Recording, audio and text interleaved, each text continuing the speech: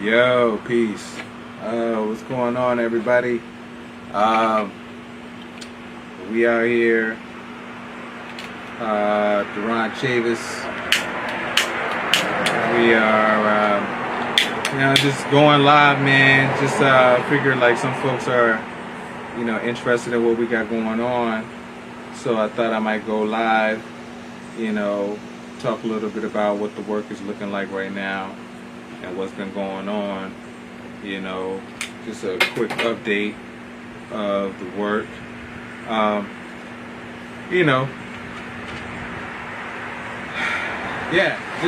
Keep people abreast of what's going on out here in this madness that we got going on. So for starters, I'm just going, I'm also testing some equipment, you know what I mean? So, you can all see how we flexing right now. We're trying to do the live situation, with multiple cameras or whatever. Let's see how that works. Let's see.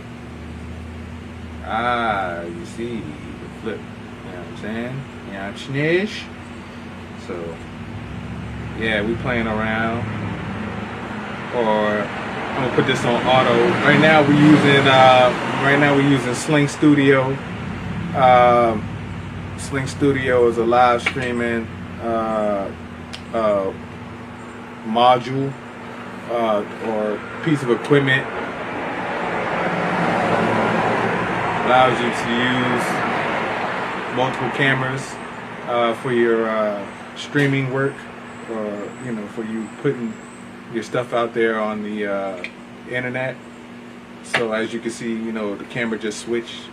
I'm using two cameras right now. I'm using the Canon XA11 as well as the Canon 80D. Both of these cameras are set up wirelessly, streaming into my iPad, allowing me to have multiple shots, which is, I think, pretty dope. You know what I mean? We're trying to upgrade the technology so we can communicate better with the people, what have you, which is dope. From my vantage point or from my perspective. I don't know. The only thing I can't do is, I gotta use my phone to be able to see comments or what have you. So I don't know. Let me see if I can do that real quick without it going every day. without it going crazy. Let me see if I can do that real quick. I don't know. Every day.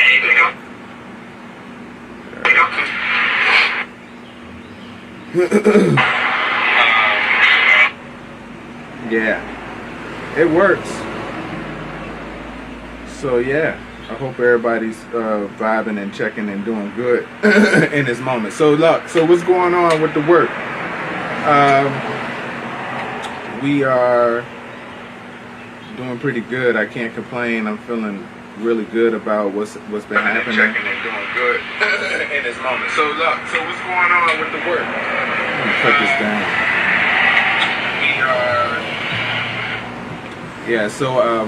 For me, man, what's been happening is that we've been really, really successful with fundraising over the last 5 months. It's been a beautiful thing.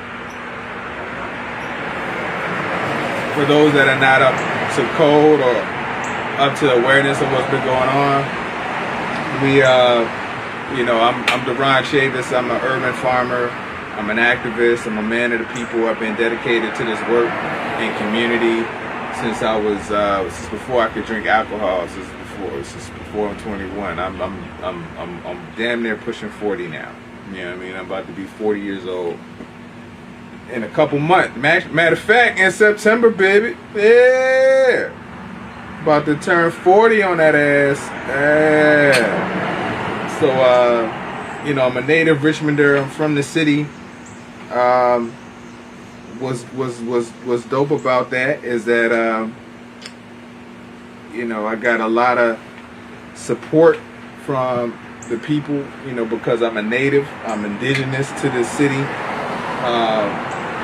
Really proud of my people for showing up, you know, in terms of this work, in terms of us doing this food justice work.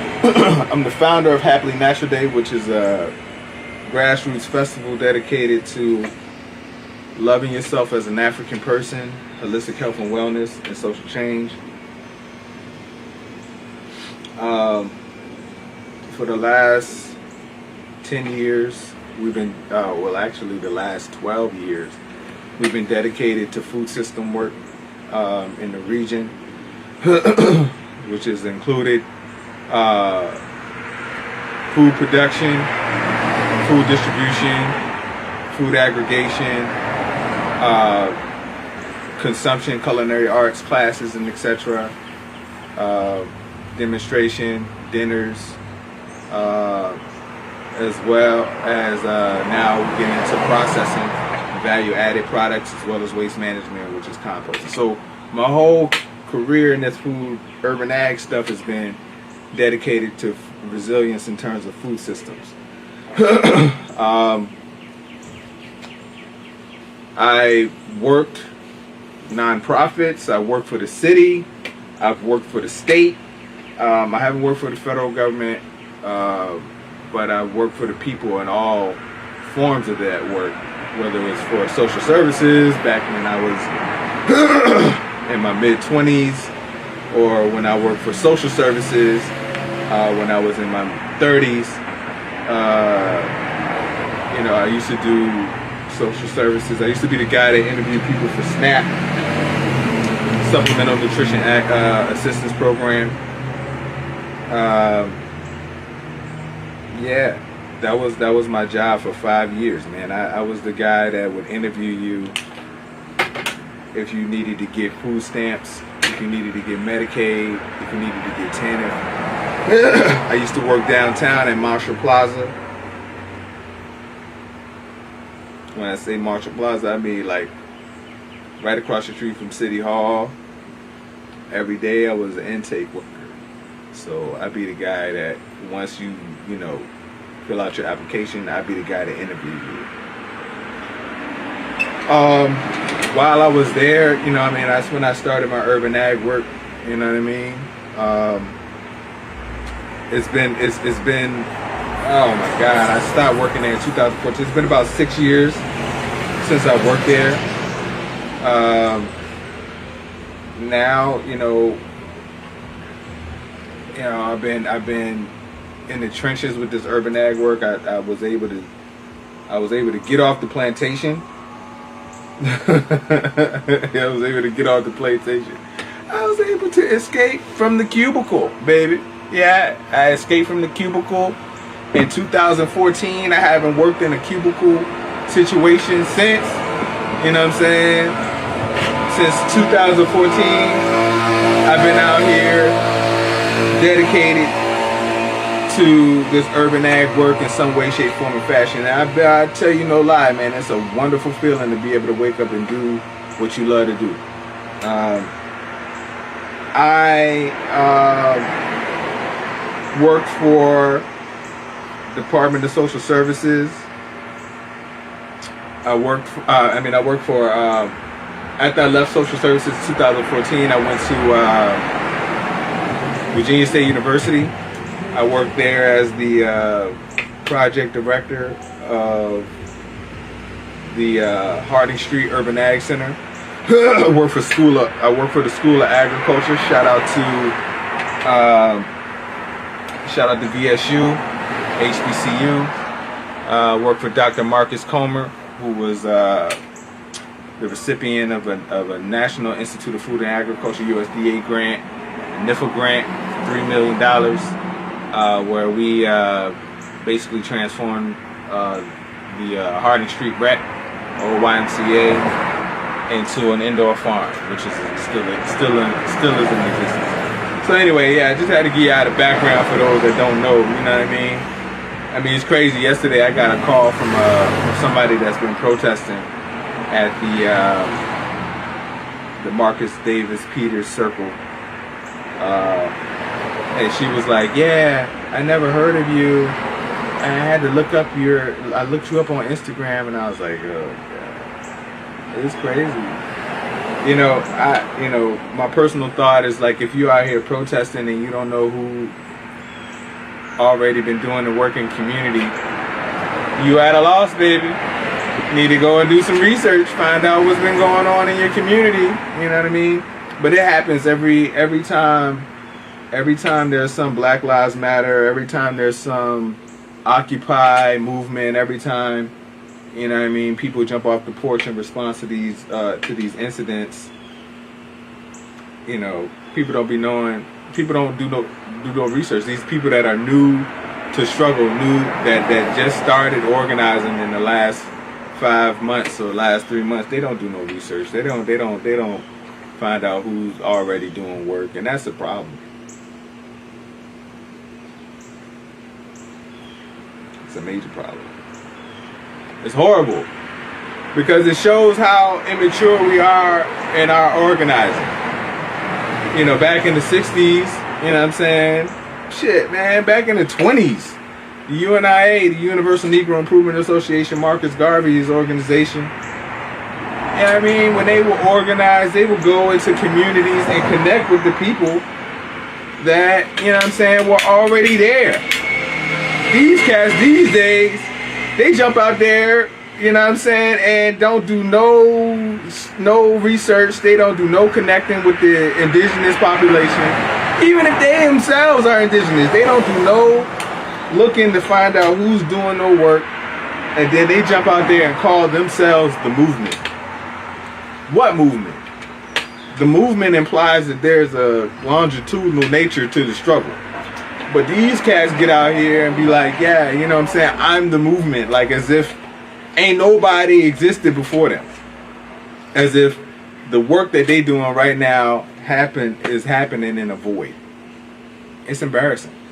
These people don't take the struggle seriously. I have no awareness. You know. So I ain't here to, talk trash about the protesters though. You know, I just, reference that just because it was something that happened yesterday. And I'm working on myself too, you know what I mean? I'll be honest, I got trust issues. I'd have been burnt by people in the quote-unquote movement, people that pretended to be in the movement, you know what I'm saying? And jumped out and wanted to, support and work with us. And then they come in, they just trying to get clout or trying to get money, so they use their relationship with us to boss up on their own so they can, try to take, resources for themselves. I've had that happen personally. When I was with Renew Richmond, me and John Lewis was running things from 2012 to 2014, 15, 2016 when I took the job at Lewis Ginner's when I backed out of Renew. But I joined the organization.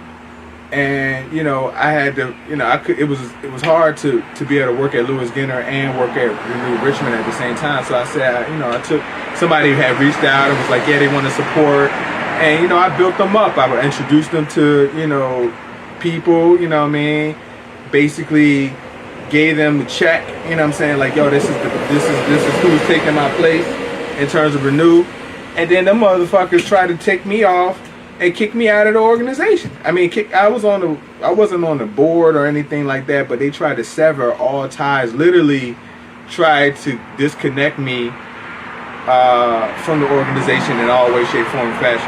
There's a little fuck boy that was working over there. Well, look, let me not even do that. I'm not going to do that. I was reading about Kwame Ture say she never attack another African. So I'm not going to attack her. I'm just going to say what happened. You know what I'm saying? I was in the... I was at Lewis Ginner and the cats, jealousy, you know what I'm saying? I think they were trying to get the paper. We had just did this big project with Sabra. I got Sabra to pay us fee for service $50,000 to build a corporate garden, at their plant in Colonial Heights. So these mofos, the people, from my perspective, what I saw is these people would try to get the money, you know what I'm saying? And wanted to kick me out of the situation. So basically I introduced them to the plug, And then they basically tried to push me out of the situation so that they can, you know, have all the access to the plug. I mean, I don't give a shit. You know what I mean? To be honest, I mean, you know, I ain't tripping about no money. You know what I'm saying? Like, this ain't no big deal. You know what I mean? But to them it was, you know, and old girl brought in some people that didn't like me, that had issues with me. Yeah, I'm gonna just leave it there. So anyway, when I was with Renew, you know what I'm saying, I took people underneath the wing, and these people, you know what I'm saying, basically did some chicanery and tried to, you know, make it a situation where they pushed me out of the organization. But that broke my heart, you know what I mean? And it developed in me trust issues with working with people in the movement, you know what I'm saying, that I had not had longitudinal relationships with. And I'll be honest, I still deal with that. Like, you know what I mean? I you know, if you're new to this work and I don't know you, and, you know, you don't have no relationships with anybody else that's been in the movement, I probably won't fuck with you. It will take a minute for me to really get down and really, you know, have trust that you really about that life, because I've seen people who are just chasing clout, just chasing money, try to associate themselves with people that have been established in this work. They use them in order to create, you know, social capital for themselves. It's fucked up, but it's real, because motherfuckers is trying to monetize being activists and shit, or being in nonprofits and shit. That's some bullshit. But it's happening all across the country. I'm sure I'm not the only motherfucker that went through the shit. Anyway, you know, yeah, old girl called me and was like, yeah, you know, we trying to build unity and this and that. So, you know, I'm trying to do better. So I was like, all right, boom, I'm gonna go ahead and I'm gonna fuck with you. You know what I'm saying? I'm gonna come through to your meeting and shit like that. But, you know, I'm heavily guarded. You know what I'm saying? I'm heavily guarded. So I told her, I was like, yo, you know, if you really want to do this work with me, or you really want to get me involved, or you really want to build unity, or whatever it is you think you're doing, we're going to have a conversation about building relationships. And, you know, I ain't giving up no resources to nobody unless I know that they verified and they really about that life. So anyway, I'm on a tangent. So what's been going on, man? Everybody that might be familiar with this work of urban ag and urban greening, or who study or watch that or pay attention to that in the city, know that we was working for Lewis Skinner Botanical Garden for several years, from 2016 to 2020. And then we was doing work before that. But COVID hit and I got let go. But, you know, the definition of this work is resilience. So we didn't let that stop shit. You know what I'm saying? I took my last check from Lewis Skinner and turned Happily Natural Day into a nonprofit. And in 5 months, we've raised over $100,000. It's just going to keep it funky with you. It's all the way real. You know, in April, we raised 25 G's for the Resiliency Garden Project, which I'll talk about in a minute. And currently we have another fundraiser running. We ain't got the money yet from it, but we've raised almost $65,000 through Facebook. You know, you see the fundraiser. And then we've gotten some grants from, we got a grant from the Community Foundation for 20 G's. We got another grant from the Community Foundation for 5 G's. People were donating directly to the website. So cumulatively, we are easily past 100K in 5 months of doing this work as an official nonprofit here in the city. So, you know, that's resilience. We was working for Lewis Skinner. Our budget was 150K. And so our goal is to raise 150K now that we're not with Lewis Skinner. So the Resiliency Garden Project is going amazing. The whole thing is that Happily Natural Day, we we took on the Resiliency Garden project when I was at Louis Skinner, right before the stay-at-home orders hit. We flexed and flipped what we would normally do in terms of a training program into the work of delivering raised beds to community members. Basically, we set up a website, set it up on the website for people to be able to request a raised bed. You know, this whole thing about food insecurity is not going to be solved by charity, like by people giving away food. We got to teach people how to fish versus giving people fish. So we said, you know, what we would do is, you know, we would go out there and start giving people raised beds so that they can grow their own food. You know, folks are already food insecure, you know what I mean? When it comes down to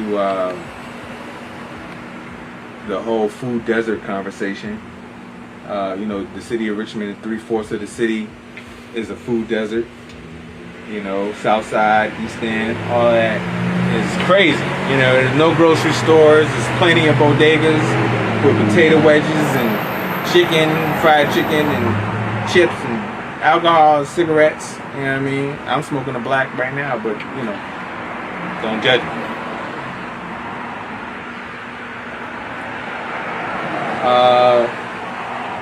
You know, so people are living in these areas where there's no healthy food. And so we was like, yo, man, we create green spaces, public green spaces. Instead of doing that, since we can't do all the mass gathering and connecting, let's go ahead and work, connect these resources directly to people's homes. So for the last 5 months, you know, we've been delivering raised beds to people's homes across the Richmond region. We've gotten over 400 requests in 5 months, over 400 requests. We've delivered over 250 boxes to community, which I think is fucking phenomenal. I mean, I applaud all of our volunteers who've shown up, you know, doing this work socially distance. You know, that ain't nothing to shake a stick at, fam. Like, on the real, like, really, I'm talking direct impact. A volunteer shows up at your door with some wood, some soil, and some seedlings for you to grow your own food. Who's fucking with that right now? Talk to me. Tell me who's fucking with that right now. If you know somebody that's fucking with that right now, let me know. I don't see nobody out here doing that type of direct action. It's crazy. And it's all powered by the people. When we started out this thing, man, we got donations from people all across, you know what I mean, the country, people in the city, you know what I mean, people that been fucking with me, people that fuck with the work. Yo, this is advanced level shit. You know what I'm saying? This ain't no bullshit, really. You know what I mean? Somebody jumped on the thing on Twitter, said we was scamming. I ain't even gonna justify that shit, but that shit was hilarious. You know what I'm saying? Like, nigga, you know what the fuck? Like, how the hell? 250 boxes, bruh. Raised beds in people's houses. People growing food for the first time. I get images, people sending me pictures of their garden. You know what I'm saying? Yo, this is God's work. Now, I'm not a religious person. I'm a spiritual person. So, you know, the way I look at it is like one door closes, the universe opens up another. So, anyway, you know, so 250 boxes, we got 400 requests. We're knocking them down as quick as possible. I hired one of my trainees, my sister Michelle Royal, who I went to VSU with. You know, you're paying her money. You know what I'm saying? Putting money in her pocket. She came through our Gainer Urban Gardener training 12 weeks. I said, yo, I need a project coordinator. So we put money in her pocket because I know she knows the rules. She understands the paradigm, the framework. She's, you know, about that life. I say, yo, man, I can't handle this shit by myself, man. I'm going to pay you weekly, man, to come and help steward this thing. So she's out sending emails, You know what I'm saying? To all the volunteers. She's coordinated with the recipients. It's on and popping. We're doing what we call it a marathon right now. I think it started yesterday, or it might start this weekend. I'm not sure. It's coming up where volunteers that complete a raised bed while supplies last, you're gonna get a T-shirt. You know what I'm saying? Resiliency Garden Project T-shirt, and then we also got some raffle prizes for the people that do the most raised beds. We got some gift cards from Adiva Naturals, which is another one of my sisters, Adiva, Dear Chase. So we got 5 gift cards that we're giving out. Each one is like $20. You can go get some locally produced products for your skin and hair. It's gonna be so we're trying to get as many of these boxes. So we got a backlog because so many came through at one time. So we're trying to get all this backlog knocked back. Shout out to Leslie. Shout out to Joe Chancellor. I appreciate y'all watching. You know what I'm saying? Checking in on the live. You know, Joy. People don't know Joy been doing this work for a long time. You know what I'm saying? People don't even know. You know, who's been out here before. It's weird. You know what I'm saying? Joy been doing work feeding the homeless for damn near a decade, probably longer than that. You know what I'm saying? And you know, and she just did a wave. I think didn't you just do something recently? If you're still on the live, put in the comments, tell people what you've been working on. She did, you know, delivering food, clothes to the people that are less fortunate, man. Powerful shit, man.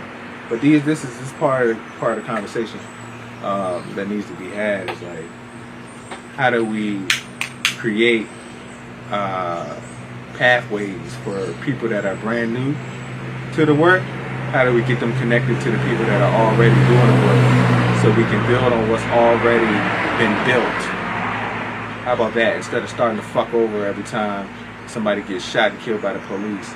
They're fucking retarded too. You know what I mean? Shit's stupid. You jump off the porch, organizing for 3 months, think you the fucking end all of organizing in the city. Y'all are fucking retarded. I'm sorry. Chill. We got 400 requests for Resiliency Gardens. 250 have already been done. Over 250 have already been done. On top of the Resiliency Garden project, we farm.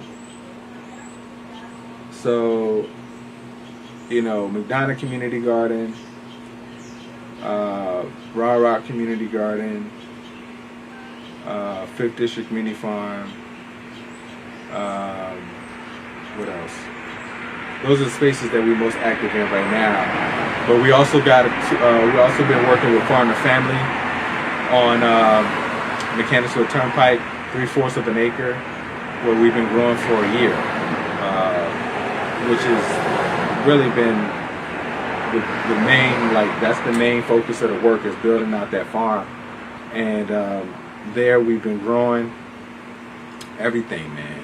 Growing peppers, tomatoes, leeks, cabbage, collard greens, kale, watermelon, sweet potatoes, squash, eggplant, rosemary, corn, cucumbers. We got some fruit trees in the mix. Strawberries. Growing a lot of food, man. And you know, me and my partner Nakaya, we got bees out there. She's been doing a beekeeping program for youth. Also introducing people to beekeeping on a very intimate basis, one-on-one basis. You know, people bring their families, people doing dates, coming out and checking out the farm. You know what I'm saying? Checking out the bees and, you know, having tea and all that type of stuff. She explained why beekeeping is important. You know, the food that we grow there has been sold, or is being sold inside of Farm to Family. We also sell it directly to the community. So it's fire, man. It's you know, it's a lot of work that's been going on. On top of the farming, and on top of the giving out the resiliency gardens, we've been taking advantage of a couple of projects, opportunities. One of the biggest ones that we're dealing with right now is the Resiliency Garden at the Institute for Contemporary Art at VCU at Broad and Belvedere. So what's happening there is a 90 feet by 90 feet garden that we're putting in honor or in response to the uprisings that's happened in Richmond. So it's not, I already know our my Black Life Matters, so the space is dedicated to Black Space Matters. So what people don't understand is that, we as Black people, we don't be having space to be us, to regenerate in community, to heal. That's the whole quandary. Is where can we go as Black people and not be fucked with by the police or some racist bigot person? What spaces do we have that are dedicated to our liberation zones that have our interests in mind? So this space is going to be a garden, raised beds, trees, demonstrating different ways that we've been doing urban ag. But on top of that, it'll be socially distanced with quotes and factoids about what the inequities look like for us as Black people in this country. So I'm really excited about it. We just put the grid down. We got two artists, I Am Junius and Silly Genius, that are painting raised beds that are being I Am Junius is going to be painting raised beds that are going to be given away. The wood just got delivered to him today. And then Silly Genius is doing murals, not only on the wall but on the ground, that say Black Space Matters. And then he's painting the raised beds that are going to be inside of the demonstration. So this is going to be fresh. It's going to be on exhibit from when we finish. I hope we'll be finished by the end of this month. I mean, we'll see. But it opens up in September. It'll be there from September to I think January 2021. So a whole fall garden, and then we're gonna see what we can do in terms of growing greens across the winter at the space too. We'll see how it works. It's just a demonstration. Also gonna help express what it looks like for urban heat islands to exist in the community. Yeah. So let me stop this. So yeah, we're gonna be rocking with at least 40 raised beds, 30 raised beds, probably another 20, 30 straw bale gardens, and then as many other bucket gardens that we can get in that space. So it's going to be a lot of food produced. We're working with the sustainability office at VCU to get that food into people's hands. This whole thing with COVID and the students is a little shaky, sketchy. God knows, what's going to happen when those students get back into class. So, they hopefully will have some volunteers from student population in the mix before they get sent home. I hope they don't get sent home. I hope that everything works out. But, this COVID thing ain't nothing to be played with. I ain't saying people not taking it serious, but people ain't taking it serious. In my opinion. I was hearing advertisements on the radio, people talking about going to this party and that party, and I'm like, yo, what is going on? Like, y'all don't know that we supposed to be socially distanced? They like, wear your mask. I'm like, bruh, this ain't it, Jack. You know what I'm saying? This ain't it. I ain't trying to be in no mass gatherings of people, you know what I'm saying? Even with a mask, like, stay the fuck home, man. Go out when necessary. Y'all ain't really, you understand that there's a disease out here, a virus that's killing people. Y'all motherfuckers, man. Y'all don't believe water is wet. It's all good. You won't catch me, Jack. So with that, you know what I'm saying, we doing Happily Natural Day, but we're doing it all virtual. You know what I'm saying? I'm not playing around with no fucking COVID. You won't catch me being responsible for creating a mass gathering that is a vector for the spread of corona. No, I'm not about that life. I have a responsibility to the people, and I'm not gonna be putting people in danger just so I can, say I organize a gathering. And, our gathering is dedicated to a social cause. These motherfuckers out here trying to make some money and shit. Y'all niggas is crazy, man. This shit is wild. Shit is wild. What's interesting about this moment is that we see people just trying to make some money, and capitalism, running up on and overpowering the desire to keep people safe.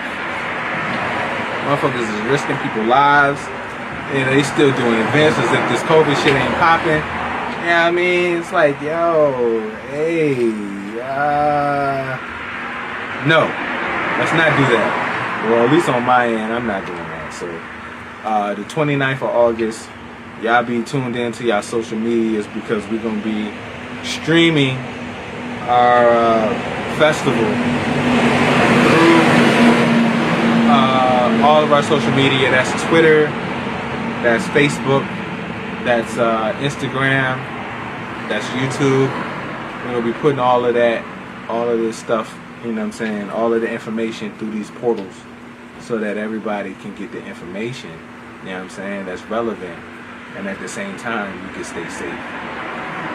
It's super important to be about that. So yeah, man, on top of all of that, we're doing these trainings. The boot camps are popping. We're on our second boot camp. Well, actually, it's our fifth boot camp, but it's the second during COVID. So we've been using Zoom and small groups of hands-on.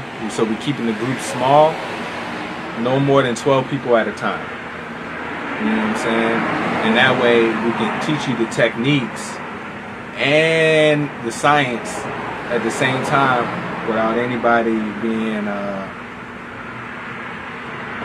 hurt or anybody being compromised.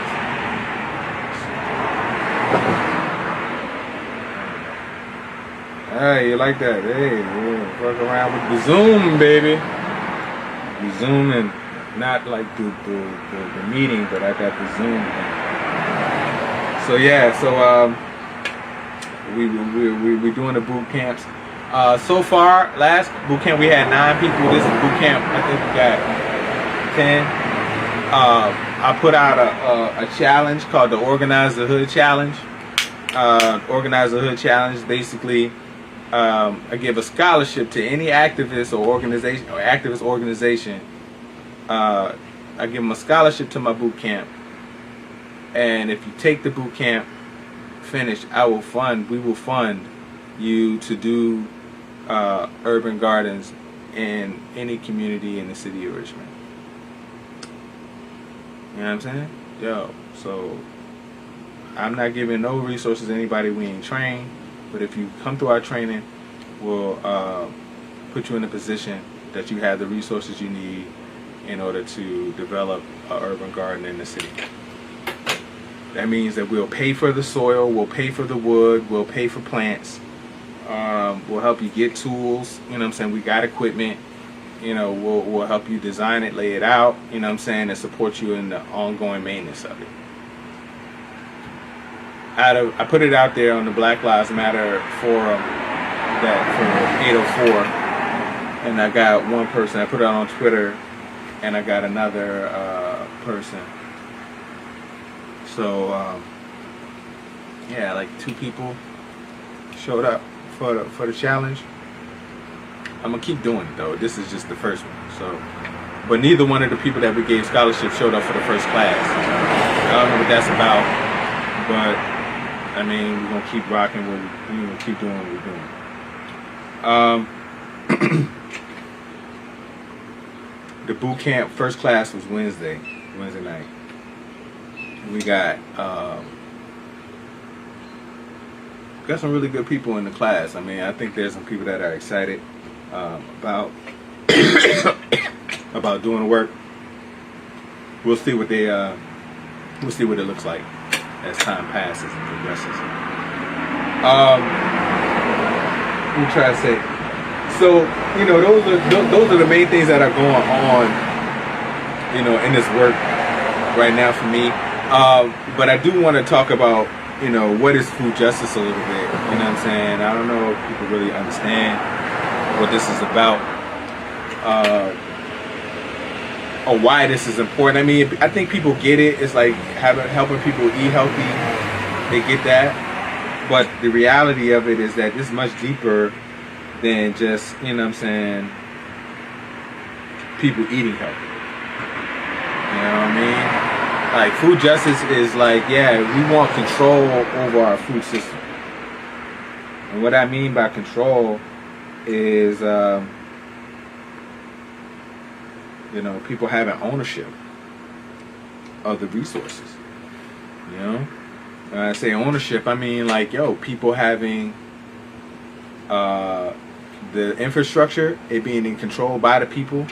So really it's about socialism. You know what I'm saying? How do we make sure that people in community have the people that are most affected by the issue, most marginalized, which are black and brown people, how do we make sure that they have ownership of the infrastructure and control of the means of production to address the issue of not having access to healthy food?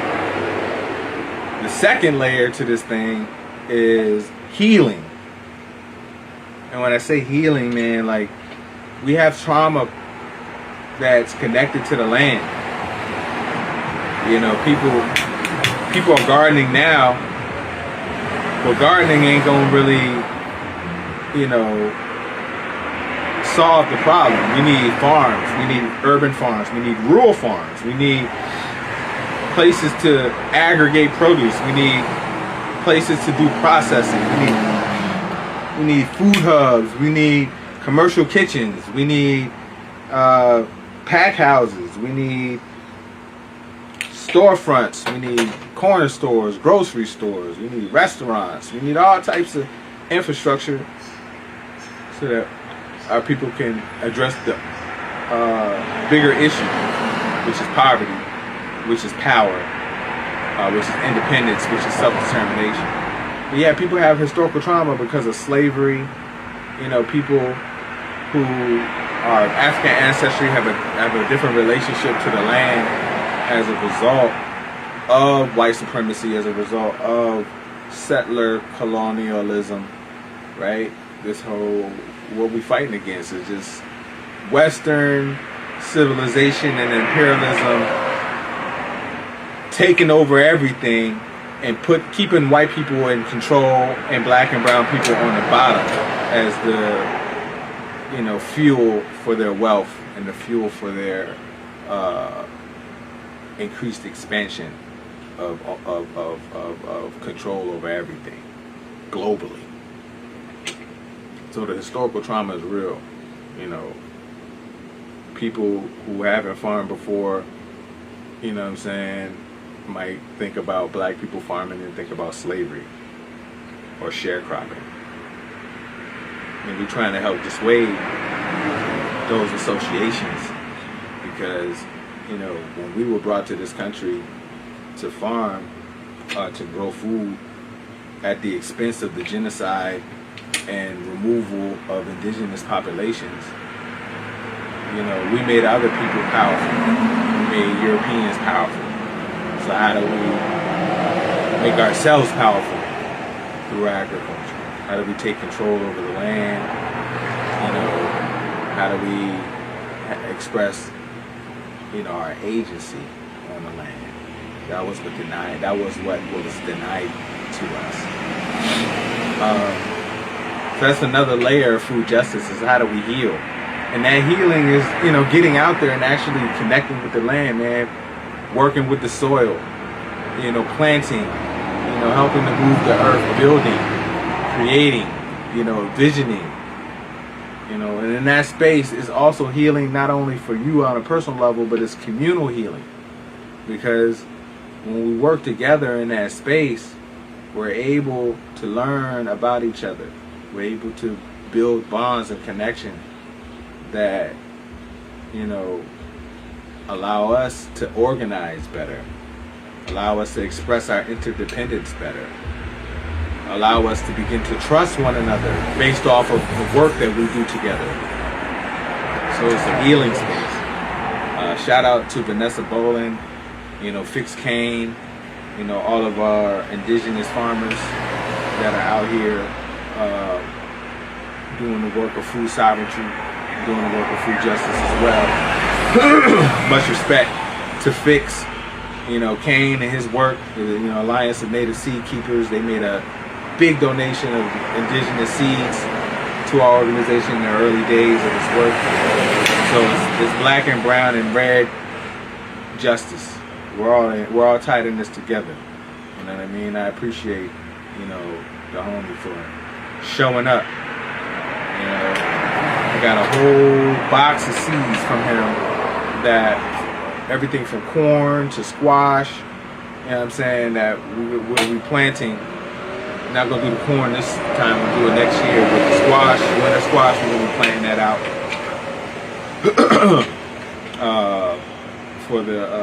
for the fall. So yeah, historical trauma is a piece of the puzzle. And then beyond the historical trauma, we also talking about labor, farm workers not getting paid. Like, that's a place where we're all complicit in committing injustice. Like, we go buy food from the grocery store, and that food has been grown by people who are indigenous to the global south, i.e. the Caribbean, Mexico, South America, who aren't getting paid equitable wages, who are being exploited and oppressed on farmland right now.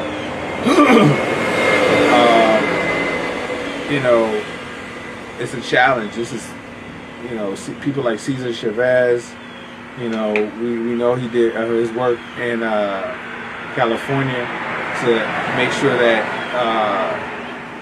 Latinx communities were getting paid for the work that they did on farms. Also know that he was a collaborator with Bobby Seale and the Black Panther Party. So none of this stuff is new. We just got to figure out how to bring it back together. What was it? Labor, historical trauma. This is economic development. Food as economic development is a component of food justice. So, when I say economic development, I mean that along every pillar of the food system, from production to distribution to aggregation to processing to waste management, that on every one of those tiers, there's opportunity for jobs to be created. There's opportunity for people to have ownership, whether it's cooperative or collective ownership, or there's an opportunity for community to have ownership of businesses that exist in those spaces. So we look at good food, local food, as economic development for communities. Value-added products. Who makes your barbecue sauce? You know what I'm saying? Who juices your juices and puts them in bottles? Who makes your pepper jams? Who makes your spaghetti sauces? You know what I'm saying? Like, all of these things. What do you eat when you go to the grocery store? Who made it? And can it be made locally? You know what I mean? So all of that is economic development. Restaurants are economic development. Farmers markets are economic development. So how do we create opportunities where the people that are in the communities that are most affected have ownership of this stuff and are able to levitate out of poverty as a result? This ain't rocket science. This is, simple stuff. So economic development is important. And then another tier or another space is just environmental justice, environmental sustainability. You know, we just had 2-3 weeks of rain.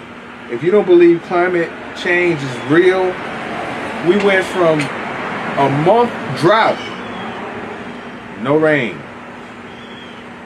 heat upwards of 90 degrees. And then right behind that, we had torrential rain. It's not the way it's supposed to be. Nope. Not at all. 3 weeks worth of rain? Man, this is not the answer. So, you know, climate resiliency is how we develop infrastructure and communities that can be responsive to these type of unpredictable weather events. Also, how do we address, you know, urban heat islands?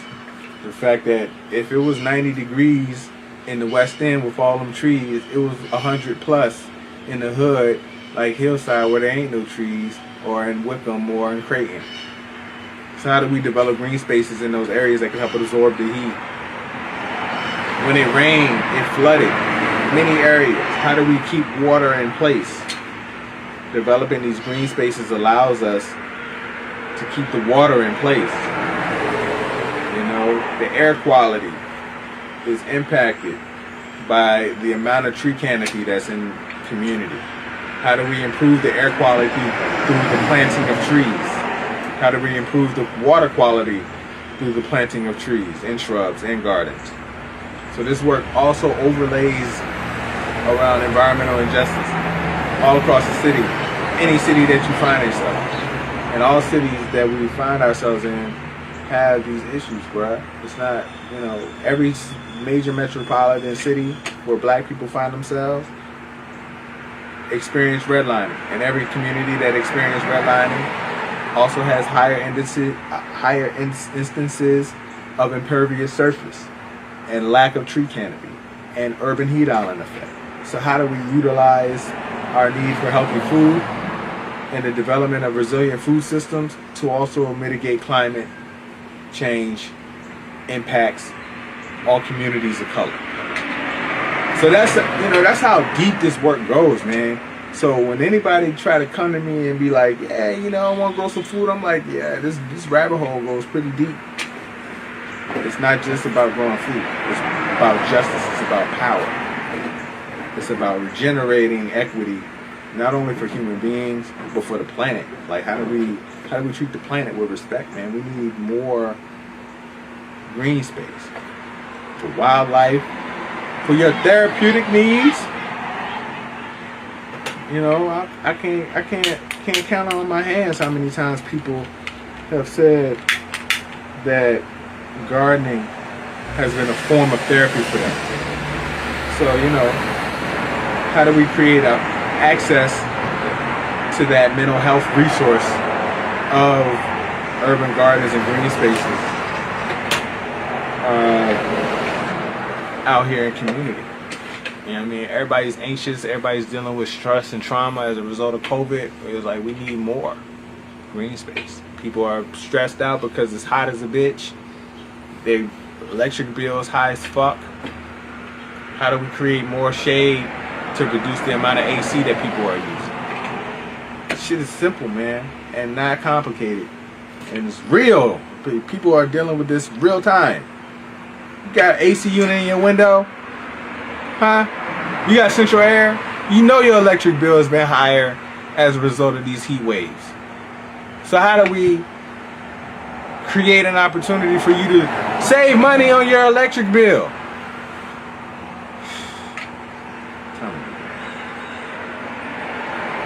People crazy. So yeah, man, those are some of the main issues that's going on right now in this work. Next,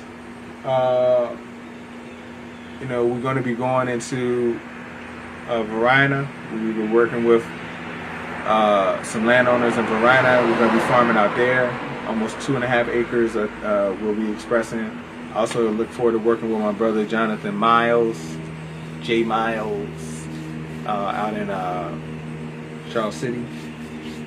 We're going to be doing an orchard on South Side with the city and with community members and one of my elders, Mama Zakia Shabazz and Sister Monica. That's going to be dope.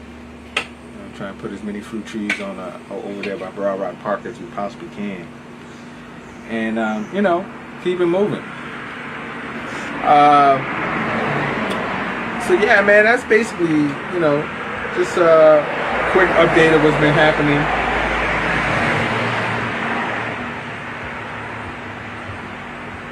Like I said, man, we gotta do better. We need more people in this work. You know, that's why we're doing the trainings. But if you out here and you want to, you know, you want to grow some things and you want to get involved in the social justice work that has tangible, practical applications, that's not just about pushing policy, we got work for you, bruh. This ain't a game. And, you know, this is the thing. When we do work, as far as folks calling themselves activists, activism is not just protesting. It's not. Activism or being a revolutionary is not just about protesting. We need protesters, but protesting is not the only thing that we need. So you can get out there and yell and shout and, you know what I'm saying, go toe to toe with the police and create your chants and shit like that and try to push policy to change, you know, on a city level or a state level or federal level. But that's only one part of the equation. There's direct action that's needed. Transforming the built environment requires people on the ground, community people, who are part of the process of transformation of our communities. And if you're only doing policy work,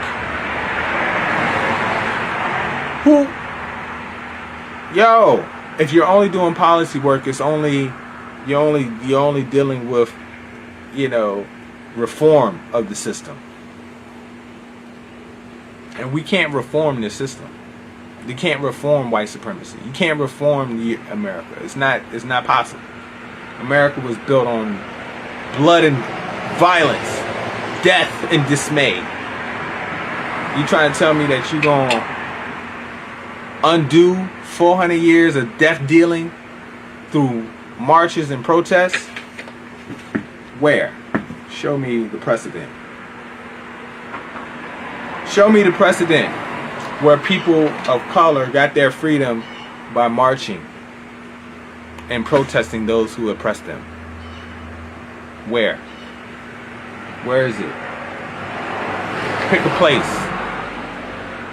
All countries that were formerly colonized organized armed struggle against their former colonialists.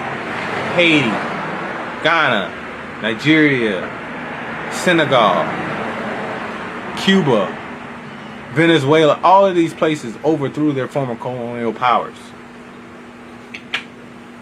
Even the Civil War, black people picked up the gun and fought for their revolution, fought for their freedom.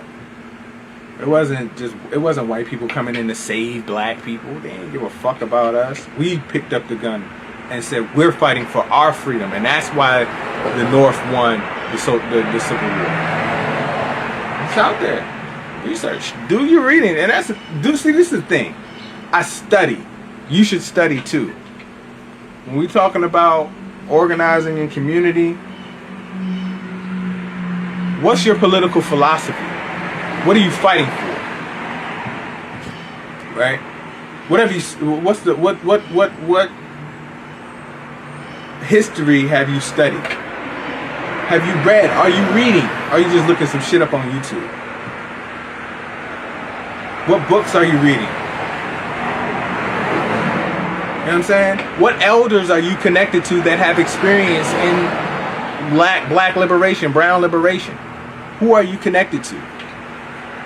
Where do you come from? Y'all gotta take this shit serious, man. This ain't no fucking pastime. And people dedicated their lives. People died. People are still in prison to this day, focusing on black liberation. You know what I'm saying? So, you know what I mean? That's all I got for today. I just want to tell you, you know, what's going on, and I also wanted to play with our new shit, with the new technology, the Sling Studio deal. I got on here, do my little rant, my little update. You know what I'm saying? So I appreciate y'all tuning in and checking us out, checking out what we're talking about on this thing. I am excited about everything that's happening right now. I'll be honest with you. I work for the people, literally. You know, people ask me, am I going back to Lewis Skinner? And I say, probably not. No. Nah, man, I ain't got time for that no more. It was cool while it lasted, and we did a lot of good work. But I haven't heard from anybody at Lewis Skinner since I got laid off. So am I going back? For what? We raised $100,000 to do work in our community in 5 months. Why would I go back to Lewis Skinner and have to answer to somebody as to how we spend money in the community? Makes no sense. You know what I'm saying? So we out here. Shout out to all the volunteers for the Resiliency Garden Project. I love y'all. I'm thankful for y'all and the work that y'all have been doing. You know, we got a lot more. We got more people that have been requesting boxes. So, you know, let's keep up the good work.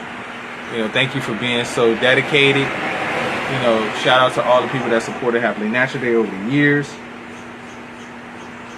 I'm appreciative of y'all. You know what I'm saying?